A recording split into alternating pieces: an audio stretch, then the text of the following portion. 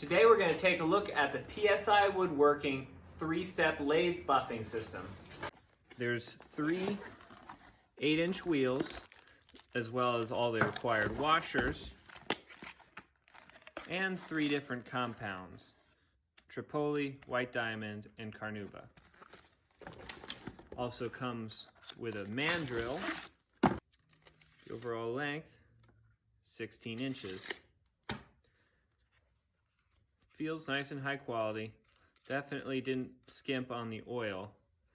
Now, one of the main bad reviews I see on Amazon about these is the Morse taper is literally just ground out of a threaded rod. It's actually not just a threaded rod because it's solid in here.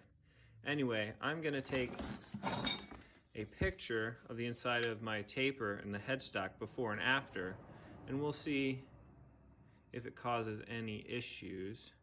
All right, this is the before.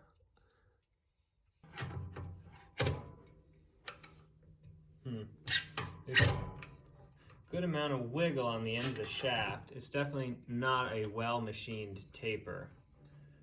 And I can pull it right out without using the drawbar. That's just hitting it with the palm of my hand. But it should stick in there a lot better than that. The wheels are all labeled 1, 2, and 3. I'm gonna wait on, I'm sure these are supposed to jam together to set that end, but I'm gonna wait because I want the maximum distance away from my motor. Washer, wheel 1.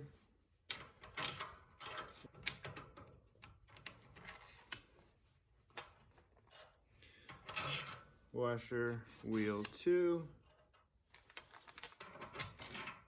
Washer, spacer, washer, wheel 3. All right, that's actually about right on the end. You need 2 crescent wrenches. So I'm holding the one on the right. Doesn't matter what you start with, really. There's a lot of tightening to go. Ooh. See, doesn't stick good. Doesn't stick good in that Morse taper. All right, I'd say that's moderate. Now I'll jump over here and lock these 2 nuts together. Though, since it's only locking nuts on one side, it doesn't really gain you anything. In the directions, it says to support from the tailstock with a 60-degree heavy-duty live center like this one. However, I know for a fact this is very soft metal, and I don't want to damage it, so I'm going to use just a crappy one I have laying around, which, as long as it centers on the cone and not the flat areas, shouldn't be a big deal.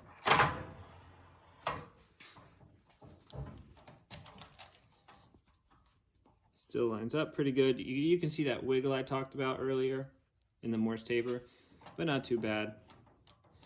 I'm going to only put very light pressure on there since there's no give.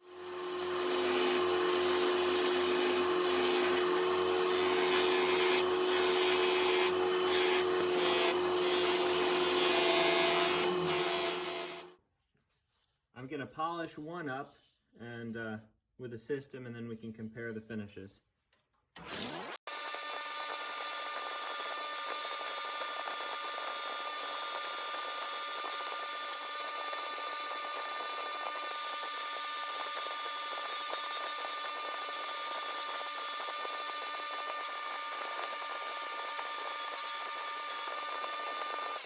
Here's the results.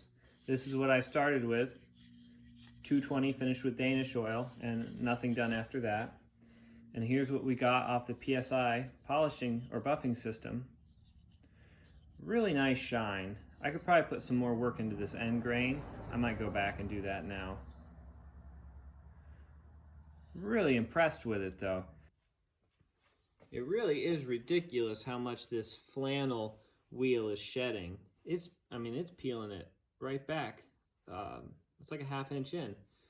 Hopefully that'll quit shedding eventually. I think I'll come with scissors and cut this off. This is the cotton flannel combination, and that looks a little more normal. The price is so good that Even if I end up having to replace the flannel one, I still come out ahead. One thing I noticed when working on this is I have a lot more space in between the wheels than I expected. You probably get a full 4 inches in between each wheel, but it didn't feel cramped except when I was doing the edges like so. Let's see how easy it comes out. Still wobbles a little, so it's not seating well. Still gonna need a drive bar to get it out.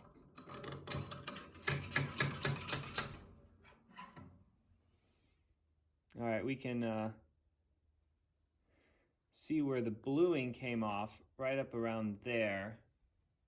So I'm gonna take a sander later and just ever so slightly sand down about where my thumb is writing. I do not see any difference in it now as to when I started. Stick a center in there just for fun. Still sticks tight. I don't think that we got any damage. Overall, I'm really thrilled with this. I was gonna make my own out of a threaded rod and just chuck it into with a drill chuck with a Morse taper on it. But this is way better than anything I would have built. And plus, they already did the hard work of collecting all the waxes and wheels for me. I'm definitely gonna make a container that on the wall where it just slides into and to keep it dust free, and then also to hold the polishing compounds and waxes separate. Although the machining's not great up on the end, I really doubt that it would hurt your Morse taper. And if you're worried about it, you can always just knock down that little bit on a sander. Please like and subscribe if you thought it was helpful. Ask any questions, I might know the answer. And I'll keep it updated in the comments as to how well this wheel holds up after 20 or 30 projects. Thanks so much for watching.